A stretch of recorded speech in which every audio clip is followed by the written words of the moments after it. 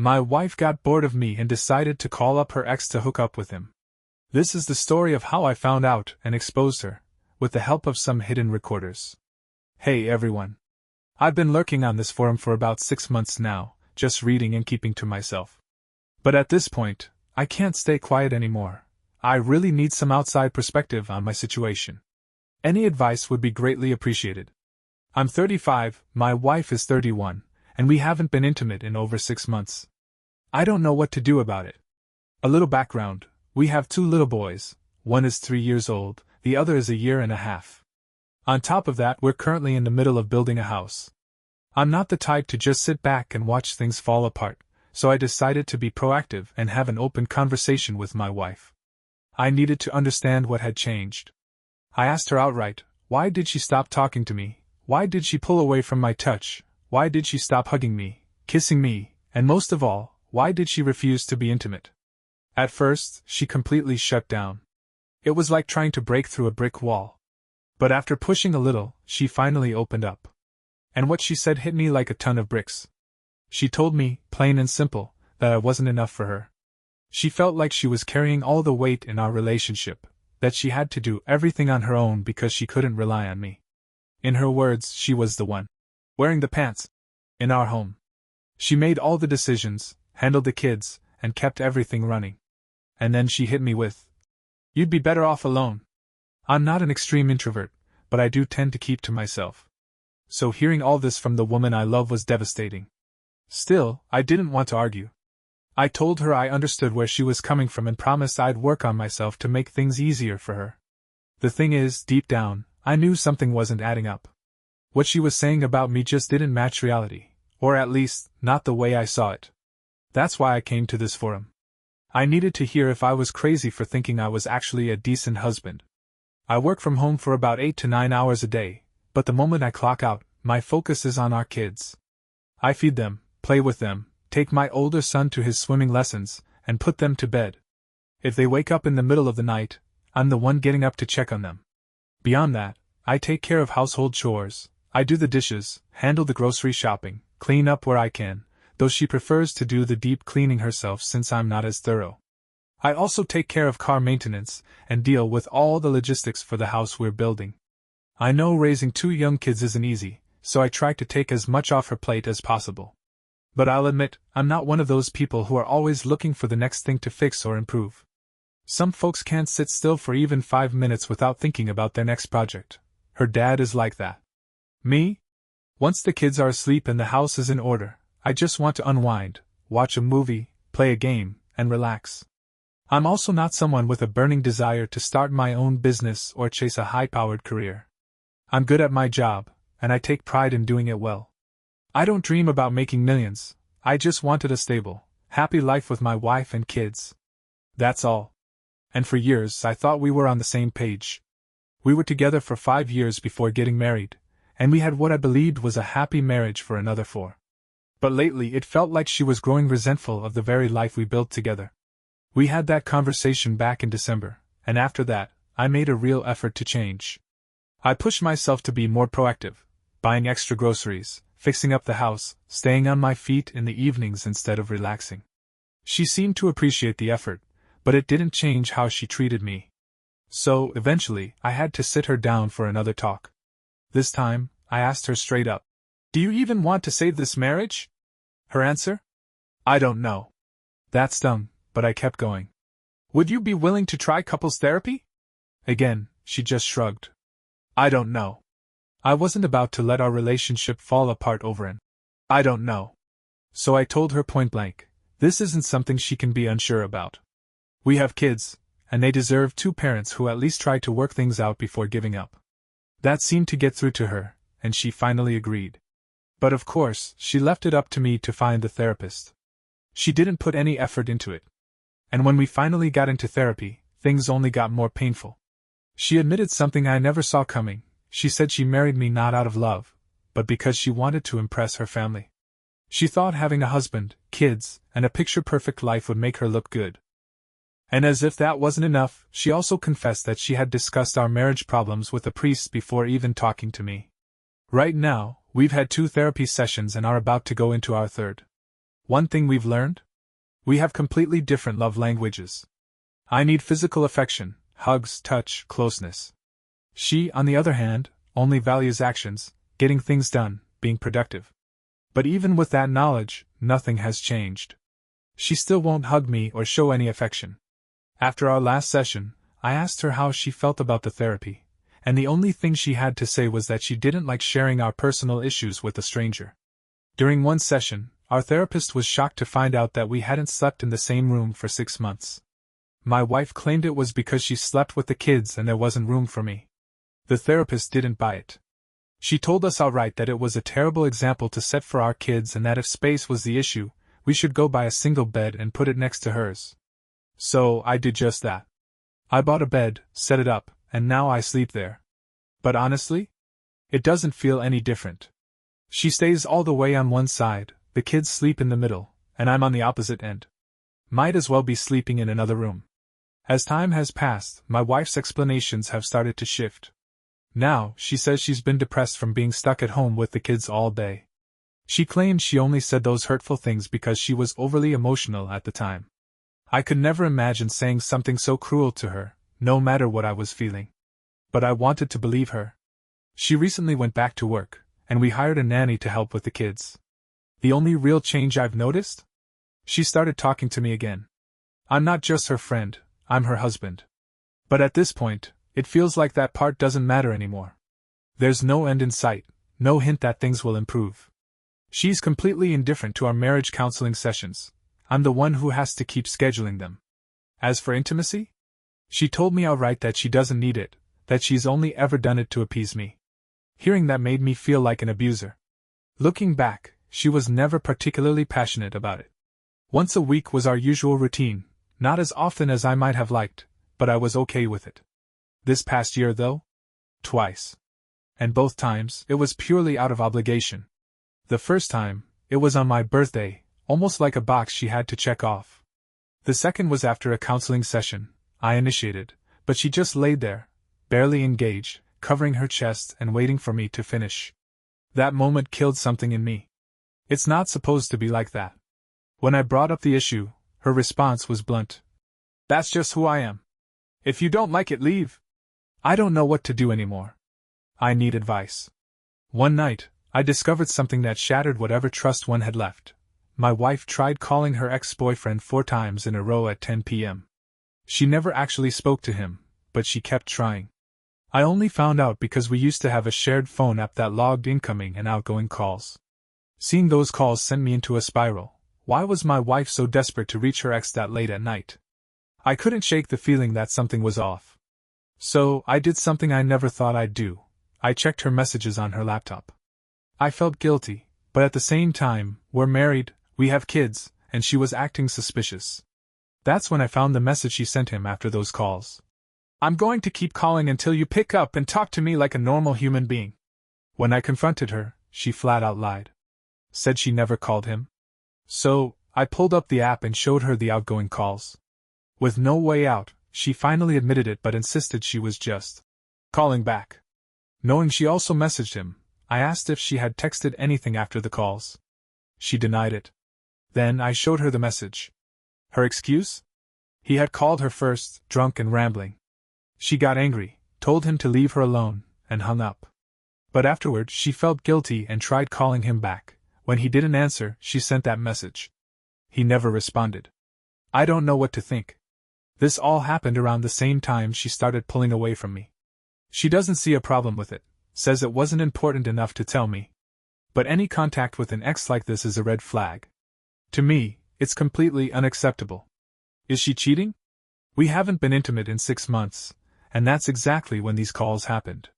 At first, I couldn't believe how many of you were convinced she was cheating. It felt like something out of a movie, something my wife would never do. But today, everything changed. I don't have to wonder anymore. It's not a suspicion. It's a fact. I took a step back and played it cool. Instead of confronting her, I placed a voice-activated recorder in our car.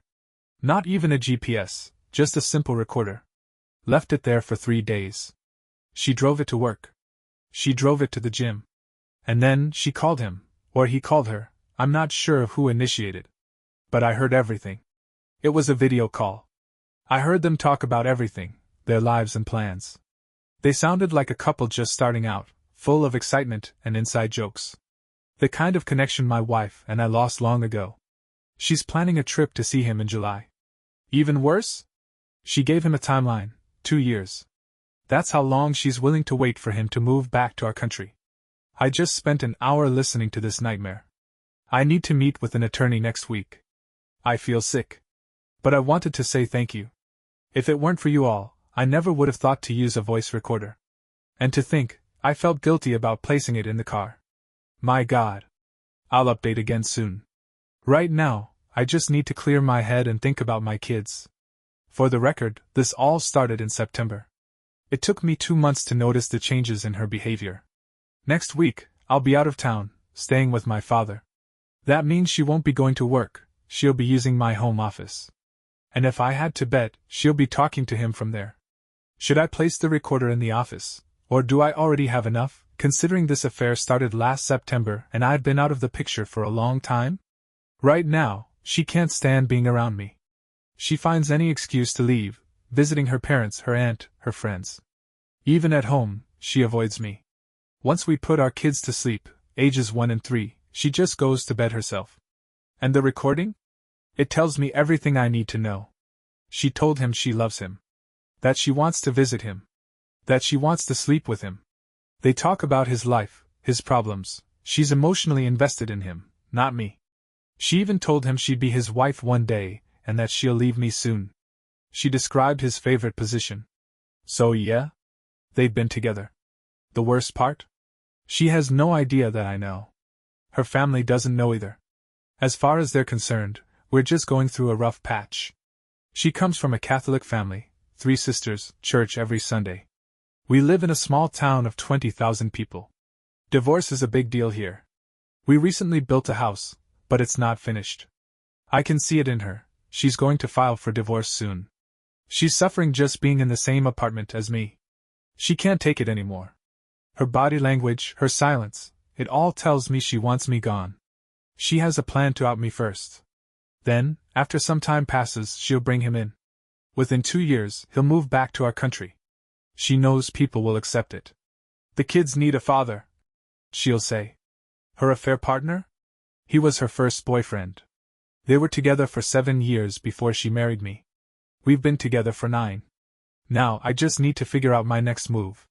AP spends most of his time living abroad, but he often returns to our country for visits. I refuse to let myself be used like that. Now I've secured a lawyer, and I'll be meeting with him soon to go over everything. If I really wanted to, I could ruin her reputation just by sharing a few snippets of the recordings I have. But what I need right now is some solid advice. How should I handle things when she serves me with papers? My attorney mentioned that my case requires about a month of preparation. Never in my life did I imagine I'd be up against someone this heartless. I had my consultation with the lawyer, and he gave me a lot to think about. At first, I had this idea that I could turn her world upside down and burn everything to the ground. But after hearing him out, I realized that wouldn't be the smartest path to take. The biggest reason? Our kids. No matter what she's done, I'll be co-parenting with her for the next 15 to 16 years. That alone changes everything. On top of that, I've always had a lot of respect for her family, and the last thing I want is to drag them into this legal mess as witnesses. And when it comes to custody? I wouldn't stand a chance. The kids are still very young, and under the law, they're supposed to stay with their mother. Since she lives in a small town about an hour from where I am in the capital, I'd only get to see them every other weekend. Another thing I have to accept is that selling our house isn't an option. Legally, the kids need a stable home, and right now, they have nowhere else to go. The place they live in technically belongs to her father, but it's only a temporary solution. As frustrating as this whole situation is, that's just the reality of how things work here in Germany. After our discussion, my lawyer sent out the papers.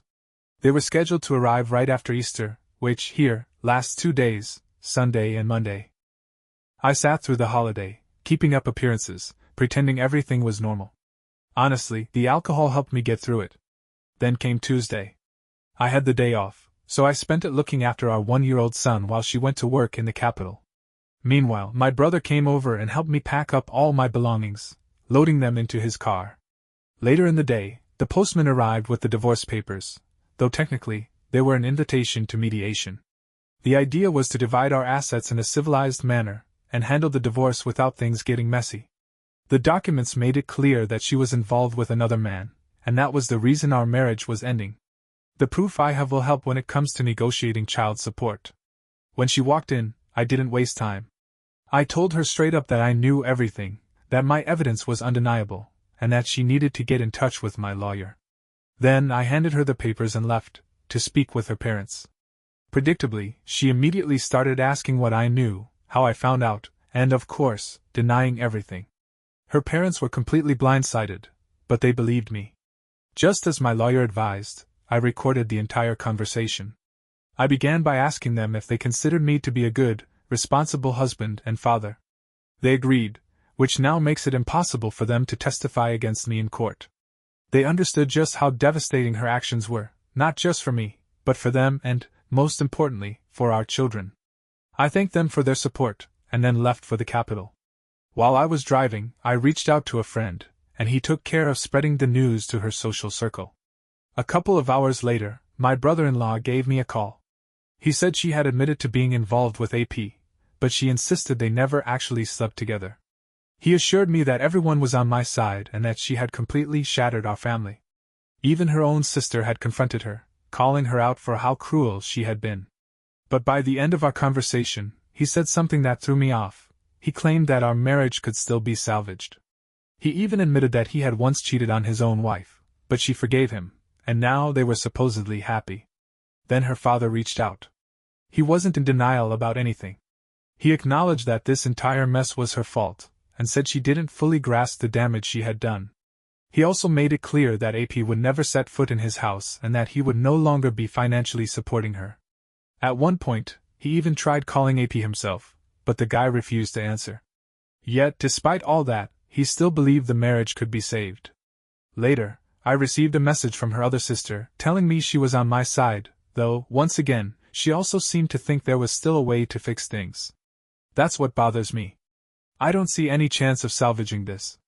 I know there's no way back from this. But I can't shake the feeling that they're all clinging to the idea that just because I don't have a physical recording of them together, my reasoning for leaving isn't valid enough. But I have the proof.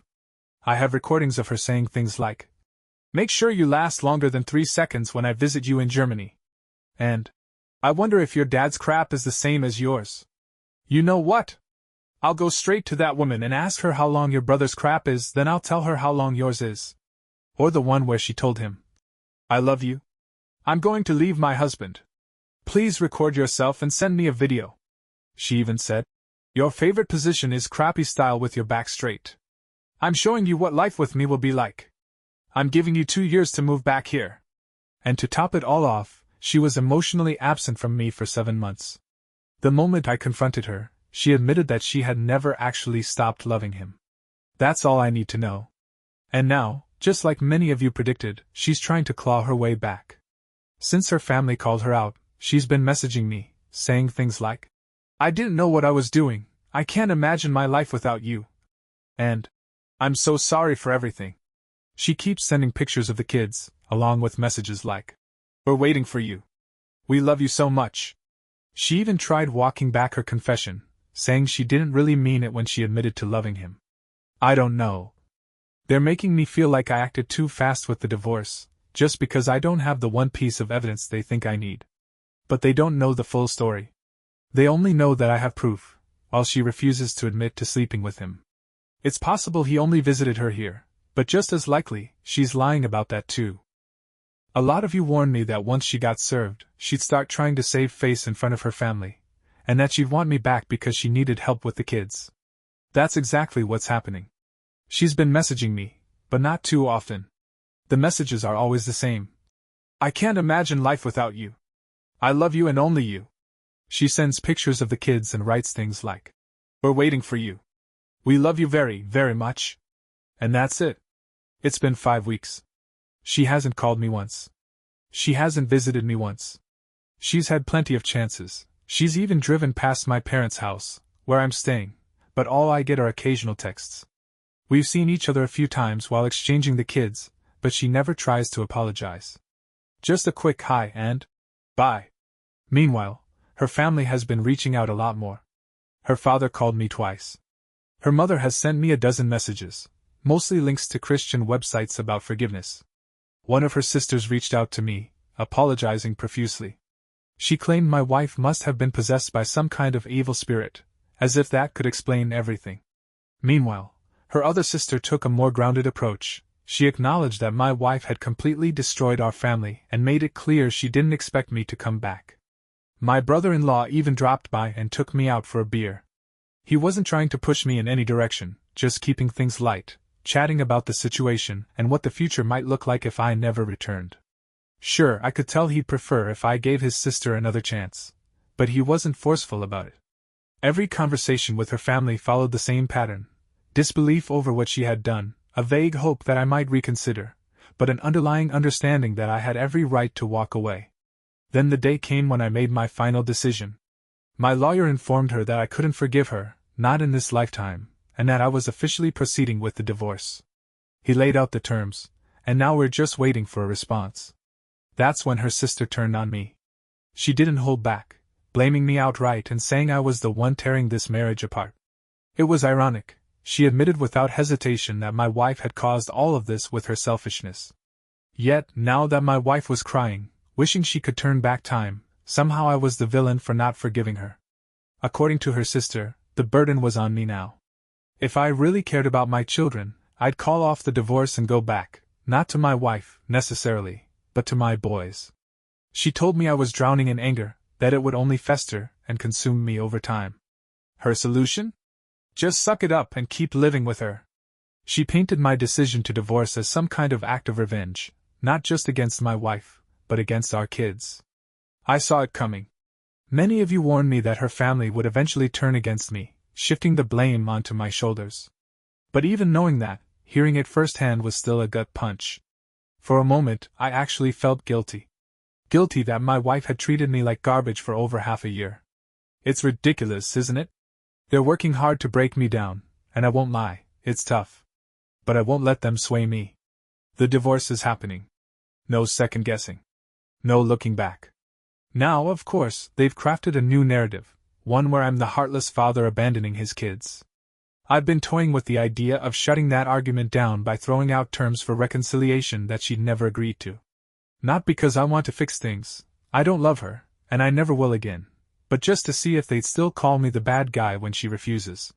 Here's what I'd insist on: no marriage, just a co-parenting setup, separate finances. She'd leave her small town and move to the capital city with the kids. I'd have a GPS tracker in her car at all times, a daily phone check, no exceptions. And before any of this takes place, I'd need 7 months of casually dating other women, just to make things fair. Oh, and I'd cheat on her freely. No guilt, no hiding. If she found out? Well, there's no marriage anyway, so what would it matter? It's not a serious plan. I doubt I'd actually go through with it. But I don't know how else to shut them up about me abandoning my kids. The truth is, in Germany, small children have to stay with their mother after a divorce. That's just the law. I don't get a choice. Because she's settled in that small town an hour away, and because the kids already have their kindergarten and nursery there, a true 50-50 custody split isn't possible. My reality? Every other weekend dad, with extra time whenever I can get it. It's painful, but it's the way things are.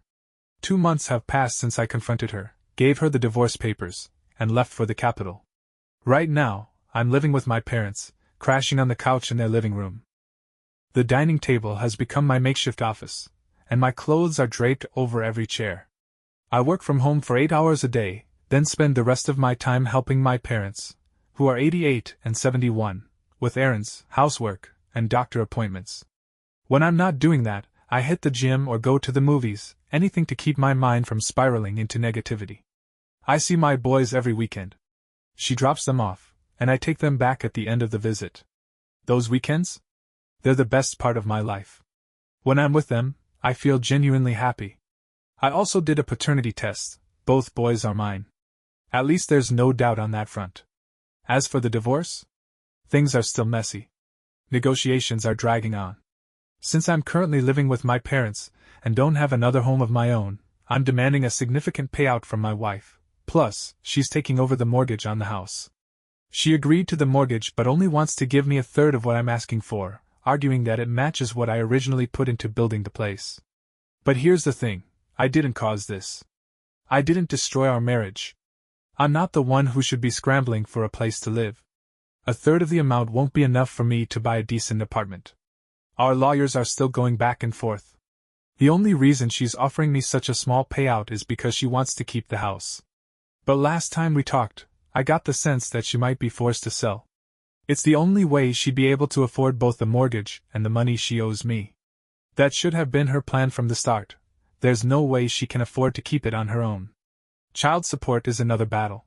She's asking for way too much, so that still needs to be negotiated. On top of that, she insists that I should be the one picking up the kids from her town and driving them back at the end of the weekend. That's a lot of time and fuel wasted. My stance? She should drop them off, and I'll return them. Simple. She started all of this, but now she's fighting over every little detail. Her sister invited me to her daughter's communion last Sunday. I went, not because I wanted to socialize, but because it gave me extra time with my boys. Everyone in the family knows my decision is final, so no one even bothered bringing it up. I just focused on my kids while they all sat around drinking and eating after the ceremony. But then, my wife approached me. She asked if my decision was really final. I looked her straight in the eyes and, as calmly as possible, told her yes. It's final. Nothing will change that. I made it clear, I'm here for my boys. That's it. She didn't argue. Instead, she started talking about how deeply she regrets everything, how sorry she is. She told me she ended things with AP, that she even went to an exorcist, confessed every detail of the affair, and left it all in God's hands. I just stood there, listening. She's grasping at straws now. I responded to her claim about the priest by making it clear that I couldn't care less about her confessions to him. If anyone deserved the truth, it was me. By then, the whole situation had become so absurd that it was almost laughable, but I pushed on. All right, if you're really remorseful, then tell me everything. Tell me how many times you slept with him. Her answer was immediate. I didn't. Then I asked, do you remember that party you had with your coworkers back in November? Why did you rent an Airbnb for a night, instead of staying with one of your friends? She went completely silent. The only thing she could manage to say was, why do you keep torturing yourself with this? I told her, if you were truly remorseful, you wouldn't still be lying about things 2 months after I left you. That was just one example. I didn't let up. I told her that video chats with the affair partner were just as bad as anything physical, and I knew that she'd had them. She couldn't even give me a number of how many times it had happened. Then I asked, how do you think we could ever get back together when you can't even be honest with me for a second? Do you really think I'd just let that slide? You do know I would be checking your phone every day, right? She responded. That wouldn't be trust. It would be treating me like garbage. At that point, our son interrupted, and the conversation started to wind down. But I finished it with a sharp reminder. Remember, you didn't just cheat on me. You cheated on our 2 beautiful boys too. That hit her hard. She started screaming, saying this was the last time I would ever say something like that in front of the kids. What made it even more ridiculous was hearing her sister talk about how much my wife was suffering. She had been crying every day, apparently. But when it came to me, she was still lying. It's classic two-faced behavior, sobbing in front of her family while maintaining the same web of lies with me. And then she said something that made my blood boil. If I wanted to, I could still be with him. My family wouldn't be able to stop me. You should be thankful that I ended things with him and that I'm in control now. It was just too much. I guess I'm venting a little here, but I wanted to keep you updated. I really appreciate the support, and I'm determined to stay strong and get through this mess, no matter how painful it gets. I don't see things ending well for my boys. The older one's been acting up lately, getting more anxious, and I know they'll probably need some therapy. But I'll be there for them, no matter what. After weeks of negotiations, the divorce is finalizing soon. She'll keep the house, and I'll get my contribution back. We agreed on child support, and she'll drop the kids off every other weekend. It's painful to see them so little, but I'm making extra trips to visit. She's been messaging me, apologizing, and offering to move to the capital, but I've made up my mind. She betrayed me, and I can't go back. It hurts, but I need to move forward. April 7th, D-Day came. I've asked myself if I could ever forgive her or go back. The answer is no. I love my kids, but I can't rebuild the family. I even offered a fresh start in the capital, but she refused. She wants to stay in the small town, and I can't live near where the affair started. She's also having second thoughts about our financial agreement, but I can't trust her anymore. I'm considering selling the house, but it's hard to let go. She asked if I could forgive her and rebuild our family, but I made it clear that we'd have to move to the capital and cut ties with the affair partner. She won't do either. Staying in the small town works for her, and while I stand firm on moving, it makes sense for her to stay. We agreed I'd visit the kids, and she won't see anyone else. But her lack of true remorse is clear. She's still defensive about the affair, and it hurts. I've learned to live on my own and focus on the kids. Now, I'm ready to date again. I've had some success on dating apps, but balancing my time with the kids has made it difficult. I don't mention my situation up front, but I'm wondering if I should. I'm not looking for anything serious right now, but eventually, I'd like to be in a stable relationship.